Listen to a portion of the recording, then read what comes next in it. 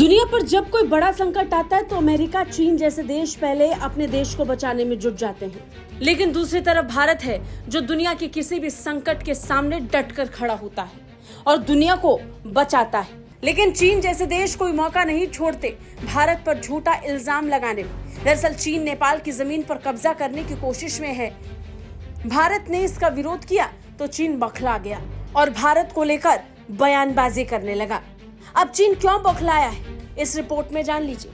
दरअसल नेपाल के पोखरा हवाई अड्डे के निर्माण के लिए चीन ने नेपाल को कर्ज दिया और जब चीन से इस पे सवाल पूछा गया तो चीन भारत पर बोलने लग गया। नेपाल में चीनी दूतावास के प्रवक्ता ने नेपाली लोगों की इस चिंता का ठीकरा भारत पर फोड़ दिया। चीनी दूतावास ने भारत का नाम लिए बिना बड़ा बयान दिया और कहा कि नेपाल को चीनी कर्ज के जाल में फंसाने का दावा दोनों देशों के बीच सहयोग को बाधित करने और खतरे में डालने के लिए तैयार किया गया प्रोपेगेंडा है।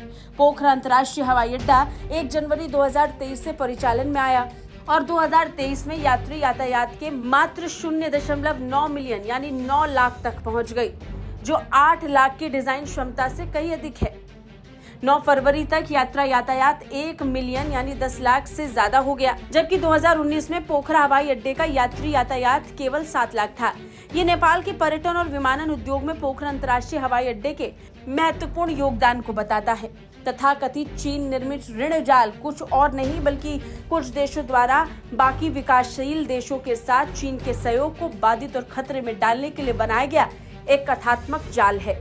नेपाल के लोगों की चिंता आर्थिक सामान्य ज्ञान के विरोध में है। जुलाई 2023 तक नेपाल के अधिकांश विदेशी ऋण आईडीए, एडीबी और आईएमएफ सहित बहुपक्षीय ऋण थे, जो कुल ऋण का 88% है। द्विपक्षीय ऋण केवल 12% है। इसमें जापान सबसे बड़ा ऋणदाता देश है। उसके बाद भारत, चीन केवल तीसरे स्थान पर है। किसी भी सहयोग भागीदार ने चीन पर ऋण जाल बनाने का आरोप नहीं लगाया। ये मुट्ठी भर देश हैं जो चीनी ऋण जाल का भ्रम फैला रहे हैं। सोचिए, चीनी प्रवक्ता ने पोखरा हवाई अड्डे को लेकर न जाने कितने डिंगी हाँकी, लेकिन सर सच्चाई की बात करें तो सच्चाई ये है कि इस हवाई अड्डे के ऑपरेशन होने के 1 साल से भी ज्यादा समय बीतने के बाद भी यहाँ कायदे से एक भी अंतर्राष्ट्रीय उड़ान नहीं उतर रही है। सिर्फ चीन से ही 2-4 चार्टर्ड फ्लाइट और 2 बार राहत सामग्री से भरे चीनी विमानों की लैंडिंग हुई है। खैर, कुछ भी हो, देखना तो ये होगा कि कितना जल्दी नेपाल के लोग चीन को अपने देश से निकाल फेंकेंगे। आपका क्या कहना है, कमेंट करके बताइए। ब्यूरो रिपोर्ट, भारत तक।